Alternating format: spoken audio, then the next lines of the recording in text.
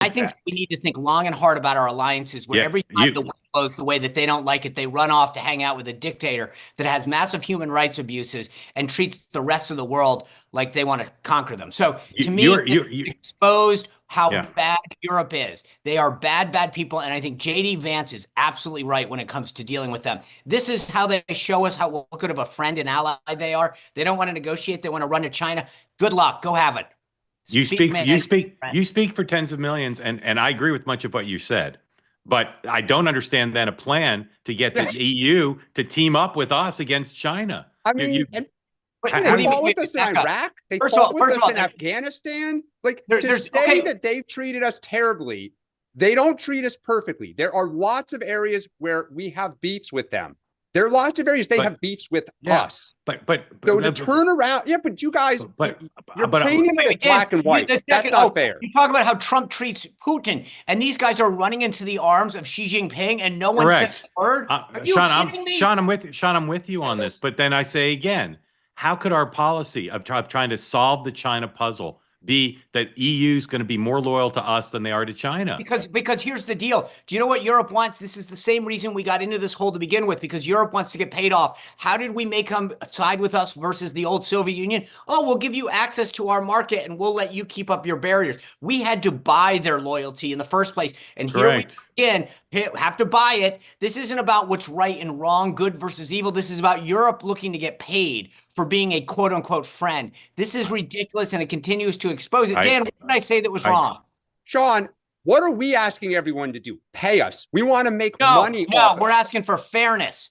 Fairness. Oh, to you, it's fair. I mean, but Sean, what you're talking about is the equivalent of, let me punch you in the face, cry uncle. No, let me punch you. This is about 30 years saying your tariff and non-tariff barriers have been too high, and then I'm going, okay, well, let's go to the next G7 or APEC meeting or ASEAN, and we'll have a discussion at that point. We'll put out a communique committing to studying something and creating a PowerPoint. But Sean,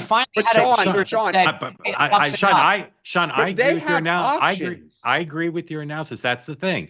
They're going to get a better deal from China on this trajectory. They're going to get a better deal from China. So how could it be that the Treasury Secretary and the White House master plan to encircle China and to beat China in international trade and the existential struggle for the dominance in the rest of the century, how could that be predicated on a partnership with the EU?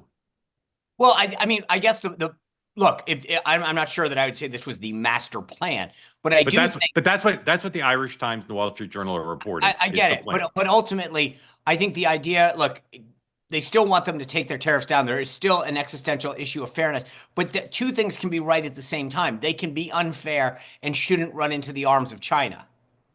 But if we have to keep buying our friends, I mean, this idea that I'm sorry, like economically and militarily, we've had their back for 50 years, and all they ever want to do is keep getting more and more.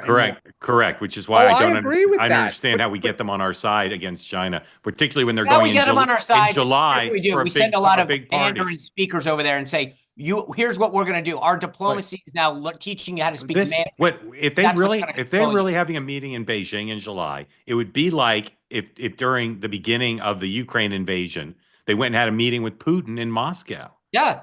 To talk about how to work with Putin. And this is again, everybody goes, oh, it's okay. Not one of those people is out. All of that.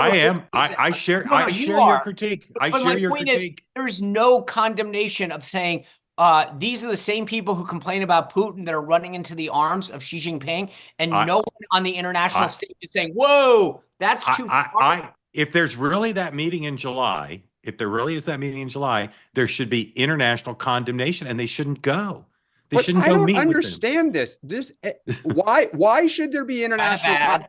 That's good. Because the United States, their ostensible ally who protects them from Soviet tanks.